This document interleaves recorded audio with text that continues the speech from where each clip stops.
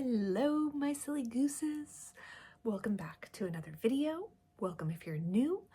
And my name's Heather, and today we are going to be talking about Ostara. Ostara is coming up, and I'm experimenting with the shift into spring in small, quiet ways. I still don't know exactly what I believe spiritually, but I do know that I feel better when I pay attention to the seasons. I've been drawn to seasonal living for several years now. For those who don't know, I started all of my content creation stuff 2019-ish, 2018.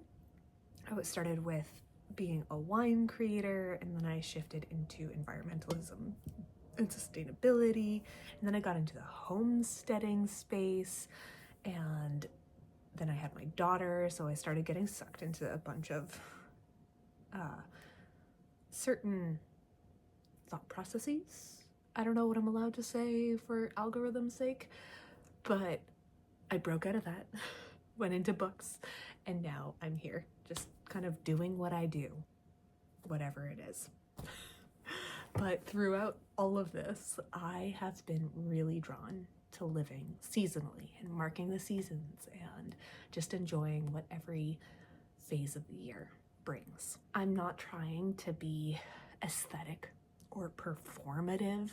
Like, I'm wearing a flower crown, but that's more for my own whimsy, because I just thought, who doesn't need a flower crown? It's beautiful outside. Come on. I just want to start feeling more connected to myself, to the world around me, and to the natural cycles. I'm still learning. I'm keeping everything very simple. I'm not doing this perfectly in any way, shape, or form. I just want to do it in a way that feels good. So what is Ostara? Well, the long and the short of it is Ostara is the spring equinox. It's the name in the wheel of the year, which is a cyclical 8 Sabbat like calendar kind of thing. It's usually followed by like Wiccans, pagans, witches, etc., etc. I just like how it really breaks down the year, and there's different things you can do to mark every season and every shift and all of that jazz. I find that I am very drawn to that, and this is not something you can really appropriate. There are definitely practices that can be appropriated, so you have to be careful, but this is not, like, the name and the actual marking of the spring equinox is not something to really worry about. It is the spring equinox. It is a balancing of light and dark. It is all about new beginnings and seeds being sown and growing and sprouting. And part of the wheel of the year that I like so much is it's all about cycles and not constant productivity. There's a lot of mythology that goes on with each of these things, which is really cool. I'm not going to get into those right now because that's not my current, like, I am not an expert by any means, but it can be really fun. And there's some cool books out there, and I'll show you some. So what am I actually going to do for Ostara? So I am looking at Ostara and the spring equinox more as a season versus an actual day. So kind of like a week or two around the equinox is when it's kind of Ostara season, and you celebrate based on what feels right to you.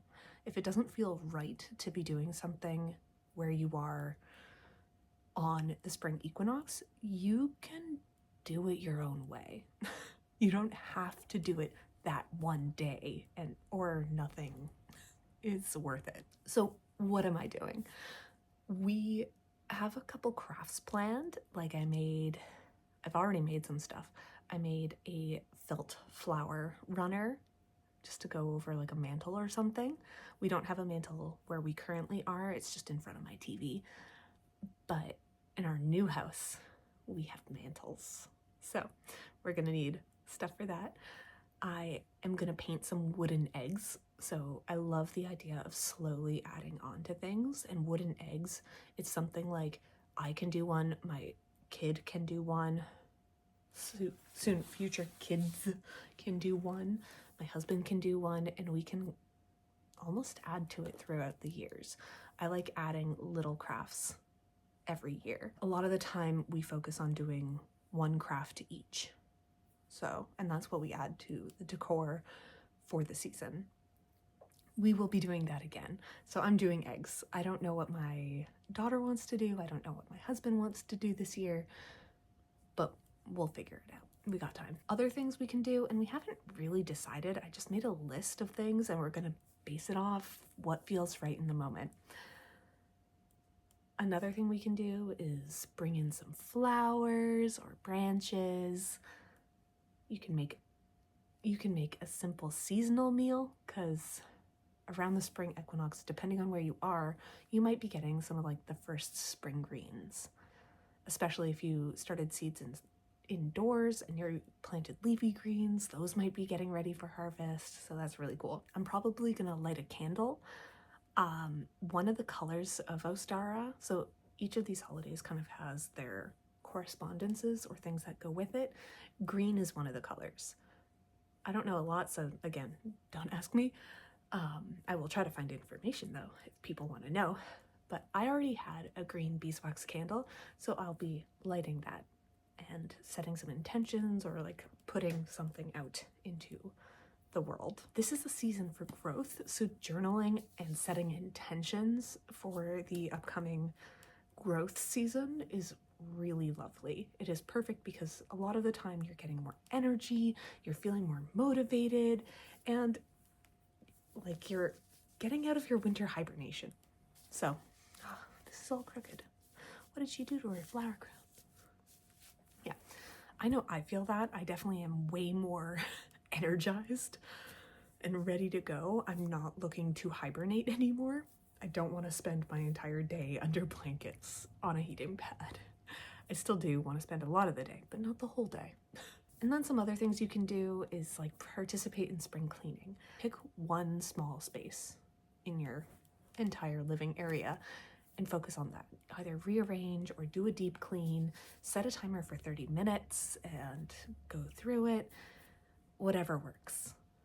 But that spring clean, clearing out all of the dust and stagnant energy from winter and getting it ready for a season of growth and change. None of this is complicated. None of this has to be elaborate to matter. It can just be a simple, enjoyable craft to do with your loved ones or by yourself. You think about all the fun things that are going to happen. Now, why am I doing this? Modern life, especially as an adult, kind of flattens time. Everything becomes the same. Time jumps. You're not paying attention. You're not, and this is something that I think science actually has proven of why children have a different sense of time than grown-ups. It's because children notice. They notice more. They're more engaged with the world around them. There's more points of like whimsy and awe. So their understanding and experience of time is just different. Whereas we kind of just go through it and all of a sudden it's nighttime. And where did the day go? Did we eat lunch? I don't know. Everything just feels the same. And marking time like this is a way to make myself stop and breathe, notice. And marking these transitions creates a rhythm, and then this rhythm reduces burnout. So I have been following the winter is more for rest and gentle goals, and then spring, summer, fall is when you get a little bit more ambitious. That's where I've noticed my own energy aligns with.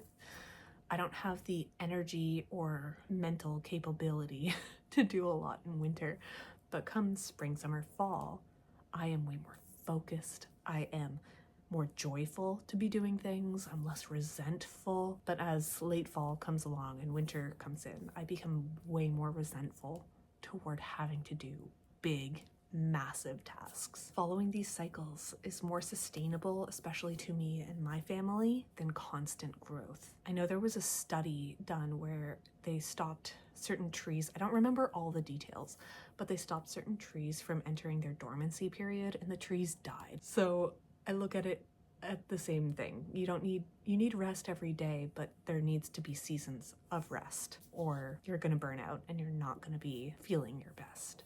All that to say, I'm still figuring this out. I don't know what this looks like. We have been very inconsistent with a lot of our seasonal markers and cycle following and stuff like that, but I think paying attention is one of those big things where a little goes a long way. And especially right now, even small things feel very grounding. So my favorite, absolute favorite book for myself and like grown-ups about all of this is actually The Wheel of the Year, an illustrated guide to nature's rhythms.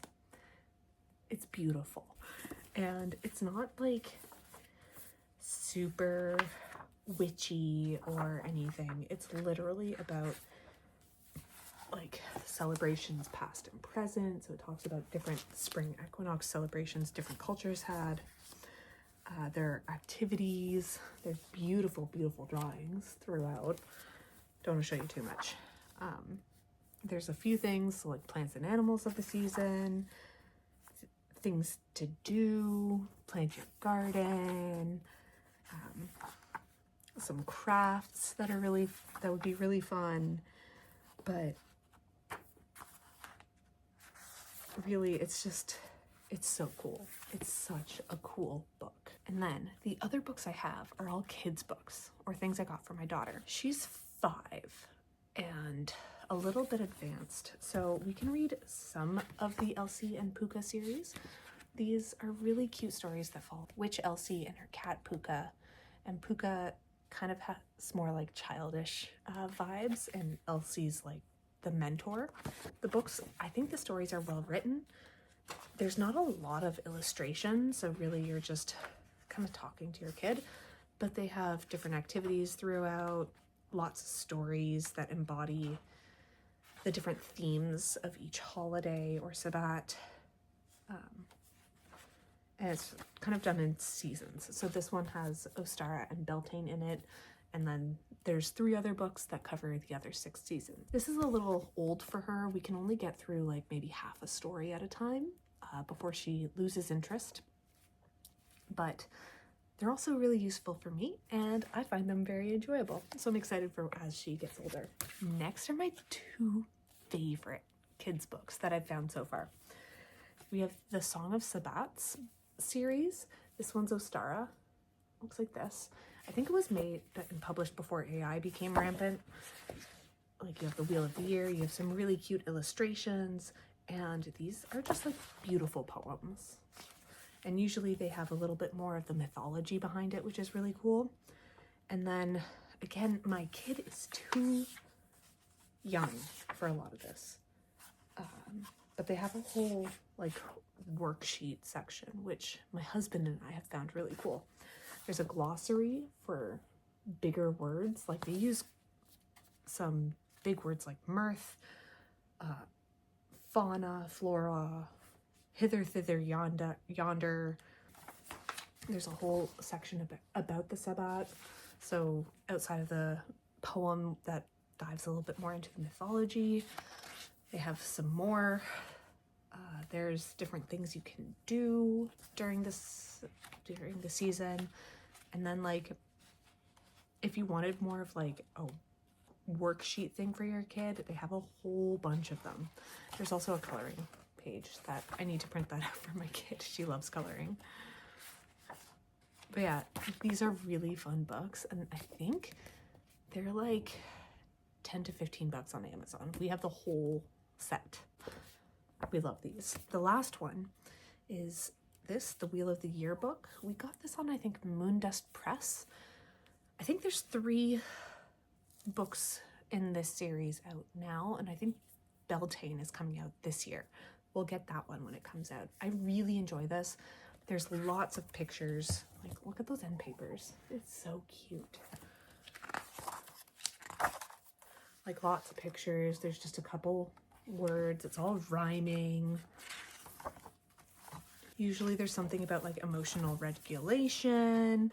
There's a little bit about like a celebration or something important about the Sabbat. And then again, at the end of the book, this one's a little bit more witchy. So they have like a whole Spring Equinox Wheel of the Year. And then they have like a whole section for different spells. So like intentions and whatever.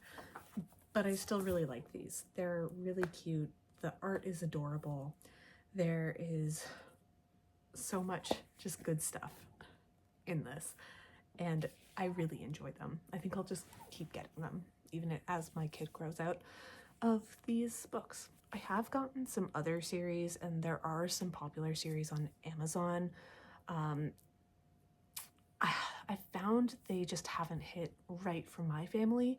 Either they get way too, like, too much into theistic worship. That's not really what I prefer. Yeah, either they get like way too far into things that I'm not comfortable with yet, or they're just poorly made. Like, I bought one that was so riddled with grammatical and spelling mistakes. It was borderline unreadable, and all of the images were just taken from Canva, which is so upsetting because people were raving about it, and I bought it, and then it's like, this is terrible. I can't read this. So just be aware. Be aware if you're looking for those things. I'm gonna keep looking because I love these. And if you want to see the books I set aside for my kid this season, let me know. We have a lot of books. I try to set aside a small selection that we choose from every day. So we choose a book from that, and then she gets to choose whatever she wants. And we read that before bedtime. And it's been working really, really well for us. So if you want to know what we've selected this season, just let me know. I would love to make a video. Thank you for joining in and listening. It was really fun to talk to you all. I hope you all have a wonderful week, and I'll catch you next time. Bye, guys.